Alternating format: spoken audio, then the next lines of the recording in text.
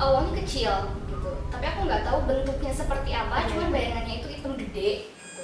Hitam gede, lama-kelamaan justru kayak yang bayangan yang mau jalan ke aku, dia nongol, dia cuma bilang "Huh," cuma gitu loh, mukanya doang, dan mukanya itu brewokan, kumisnya juga banyak, dan rambutnya juga panjang. Tulisannya itu berartikan kalian semua harus keluar dari rumah ini, kalau tidak kalian semua mati.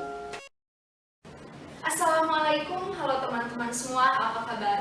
Ketemu lagi dengan aku Syarah NR, dan untuk menemani kalian di rumah aja, kami persembahkan Sharing is Caring.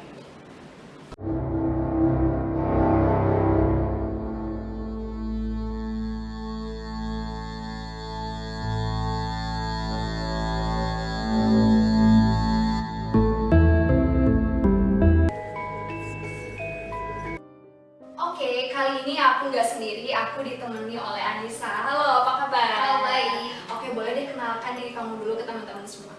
Oke, halo semuanya, nama aku Anissa, biasanya dipanggil Ica, dan aku tinggal di Bandung Barat. Oke, berarti Anissa ke Ica aja panggilnya. Ica aja deh. Ica ini berasal dari Bandung Barat. Ya.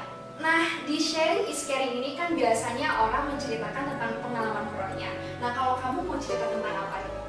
Oke, ini ceritanya bermula dari beberapa tahun yang lalu ya. Waktu aku kelas 3 SMP, kalau nggak salah, kelas 3 SMP. Kelas 3 SMP, di situ aku mengalami beberapa kejadian yang cukup janggal ya. Sebenarnya di luar nalar juga gitu. Dan ya, semoga aja cerita ini bisa menginspirasi dan juga menjadi lebih aware. Oke, kejanggalan ini maksudnya terjadi kepada kamu sendiri kah atau bagaimana? Awalnya ini orang tua saya yang ngalamin gitu. Kayak waktu itu dari orang tua, tapi lama-kelamaan aku juga yang ngalamin gitu, semua keluarga. Oke, keganjalan ini memang berasal dari horor semua kah atau bagaimana? Bisa dua-duanya sih. Bisa dua-duanya, maksudnya dari Horor, mana? horor dan orang yang jahat. Orang yang jahat. Oke, berarti manusia ini. Iya. Ada manusia yang berbuat jahat kepada keluarga kamu sehingga kamu mengalami keganjalan-keganjalan. Oke, kita langsung aja deh ke ceritanya ya. Berarti ini kejadiannya itu di mana? Berasalnya kejadiannya? Ini kejadiannya karena dulu itu waktu kelas 3 SMP masih tinggal di Cimahi. Oke, di Cimahi. Jadi sebelumnya Ica ini tinggal di Cimahi. Oke, jadi kejadiannya itu kan bermulanya yang ngalamin itu orang tua gitu. Tapi lambat laun aku juga ikut ngalamin gitu. Tapi masih belum ngerasain dan masih belum paham ini tuh apa gitu loh.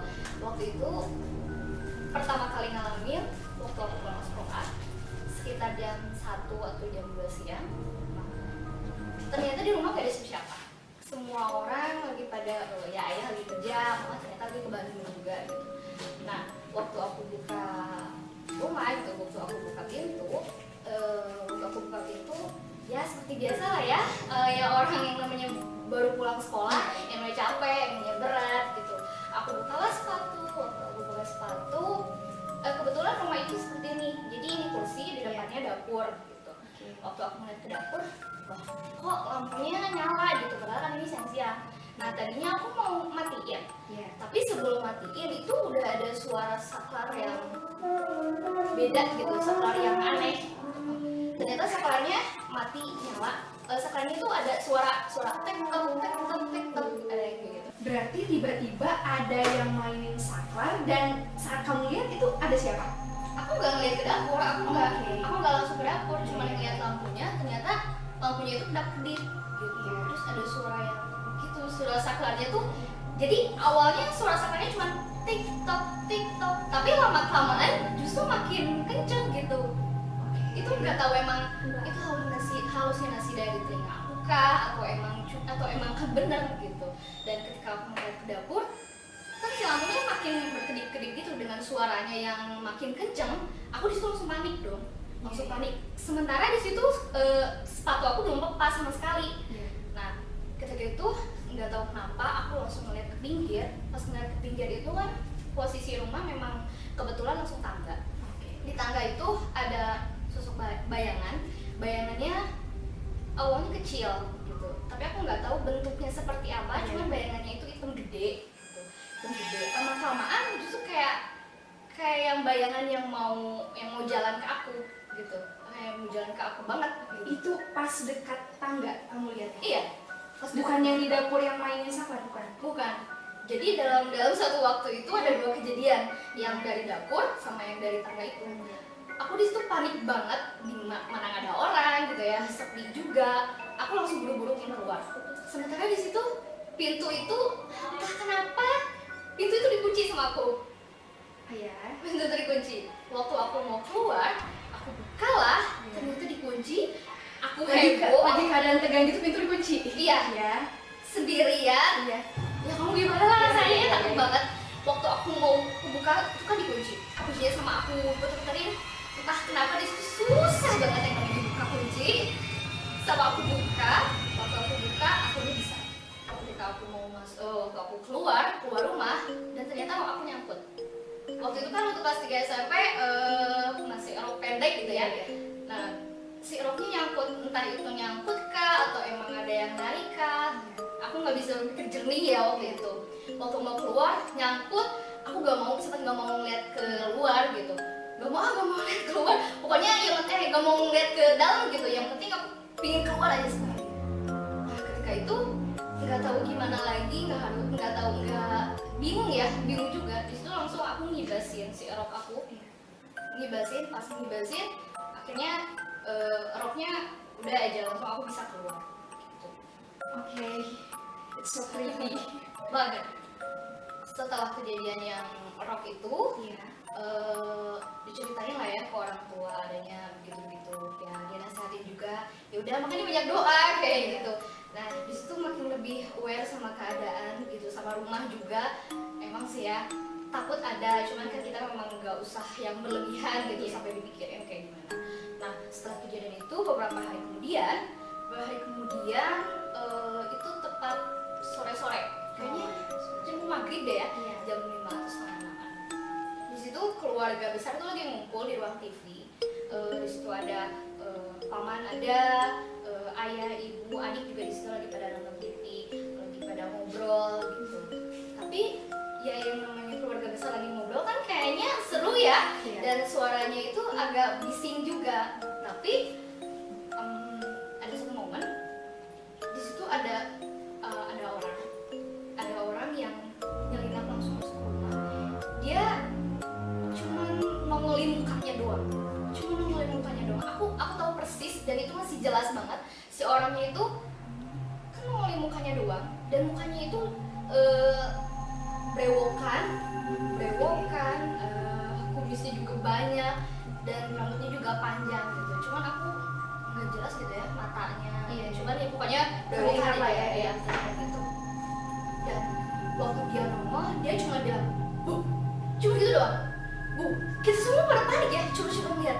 Tapi nggak ada satupun yang langsung keluar lari karena panik. Jadi kita cuma langsung lihat gitu. Pas ngeliat paman aku yang di pinggir di situ langsung lari keluar rumah, langsung nyari orang itu. Tapi ternyata orang itu udah nggak ada. Gitu. Rumah aku yang dulu kan itu di pinggir jalan gitu ya. Paman juga di situ langsung nanya ke orang-orang yang ada di luar juga. Ngeliat orang ini nggak sih yang tadi brewokan yang masuk ke rumah? Siapa? Soalnya pada nanya gitu. Siapa, emang nggak ada gitu. Padahal udah jelas banget, semuanya pada ngeliat si orang itu berteriak gitu. Kaget banget. Oke, tapi jeda waktunya nih dari yang orang tadi ya bilang kayak gitu, terus paman kamu keluar itu lama nggak, maksudnya jedanya? Enggak. Jadi waktu dia langsung neriakin gitu, kita ngeliat dan paman langsung nyisir keluar. Tapi langsung nggak ada sama sekali. Padahal ruang tamu itu agak disekat-sekat sama lemari juga gitu, jadi nggak mungkin harinya cepat gitu kalau dilogikain juga. Kalau cepat pun pasti orang yang di luar pun lihat dong ada yang iya gitu. Kejadian yang tadi itu kan sore malam juga. Iya, pada kaget semuanya gitu. Nah, tapi udah gitu ya udah buka aja aktivitas biasanya gitu. Nah, masih di hari yang sama, tapi malam-malam sekitar jam 1, jam 2 kita semua lagi pada tidur juga gitu. Ada suara yang cukup cukup gede, dan juga kita juga semuanya terbangun gitu. Ternyata ada entah siapa yang lempar batu gede ya. Lempar batu. Iya, yang lempar batu, dan batunya pas ngenai kaca gitu. Jadi semua pada bangun gitu. Takutnya itu ada Kaca apa nih, jendela? Iya, Kaca apa? Oh, jendela rumah gitu. Kita kan takutnya ada geng motor gitu. Sebenarnya kita rumah juga posisinya di pinggir jalan. Ternyata pas ngeliat si batunya, kita nyari-nyari, wah apa ini gitu. Sampai ngeliat juga di pinggir jalan, pecah itu semua. pecah, semuanya pecah. Kita ngeliat di pinggir jalan juga nggak ada yang terjadi, nggak ada motor yang lalu lalang gitu. Waktu kita nemuin batunya, ternyata batunya itu diselimutin sama kertas gitu, dan kita buka, ayah sih ya yang ngeliatnya. Waktu buka, ini tulisan apa gitu. Jadi batu yang dia lempar itu dibungkus oleh kertas dan ada tulisannya. Iya, ada tulisannya. Ayah di situ bingung juga gitu. Hampir semuanya juga pada nggak tahu ini tulisan apa, karena dibilang tulisan bahasa Indonesia mungkin, tapi kayaknya itu tulisan zaman dulu gitu, zaman bahasa kuno banget gitu. Karena kita takut itu adalah kejahatan oleh orang, kita kasihlah si tulisan itu, si kertas itu ke polisi gitu, serahkan ke polisi gitu sih, semoga aja ada hasilnya. Iya. Dan beberapa hari kemudian setelah kejadian itu, si polisi akhirnya menyimpulkan gitu, polisi juga datang ke rumah, oh ya inilah ternyata hasil dari yang tulisannya tersebut gitu. Ternyata tulisannya itu berartikan kalian semua harus keluar dari rumah ini, kalau tidak kalian semua mati. Serius. Oh my god. Dari situ, Iya. dari situ kan aku ya masih kecil lah ya, masih 3 tahun kecil. Aku juga, apaan sih ini kok bisa kejadian yang kayak gini gitu. Yang awalnya aku nggak percaya sama hal yang seperti itu, tapi ya mau gak mau ya memang terjadi. Dan tulisannya itu seperti ancaman lah ya gitu. Iya, ancaman. Kasarnya mungkin ini teror kali. Iya, Ini seperti teror. teror kan ya, dari tadi kejadian awal yang ada orang seperti orang masuk, terus ini ada yang melempar, berarti memang sepertinya ada orang yang neror gitu ya kayaknya. Iya. Ya mungkin ini respon akunya aja. Ya, dan kita semua dari kejadian itu semakin berhati-hati, justru yang wah waspadanya tuh bener-bener gitu. Sampai ayah pun yang biasanya pulang kerja malam, sekarang cuma pulang kerja sore gitu, karena ya terjadi sesuatu juga gitu. Jadi kita lebih berani. Oke, dari cerita tadi aku mau menyimpulkan ini pendapat aku sendiri sih, itu kan pendapat setiap orang beda-beda ya. Pasti penonton juga punya tanggapan masing-masing setelah mendengarkan cerita kamu. Kalau menurut aku ya, sepertinya memang ada orang ya yang berniat jahat gitu ke keluarga kamu. Ya buktinya dia sampai melempar batu gitu ya, memberi seperti ancaman seperti itu.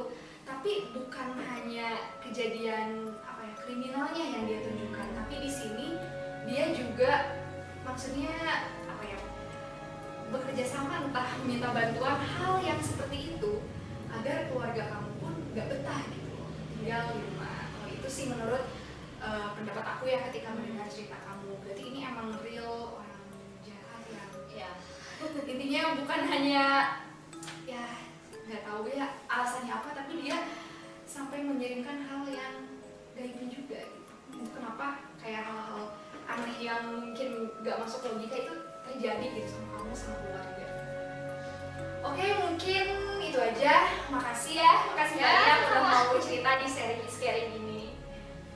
Thanks for watching this video, dan untuk teman-teman semua yang mau berbagi pengalaman horornya bisa langsung hubungi kita, nanti aku taruh ya kontak personnya di deskripsinya. So jangan lupa untuk subscribe, like, komen, dan share video ini ke teman-teman kamu. Dadah!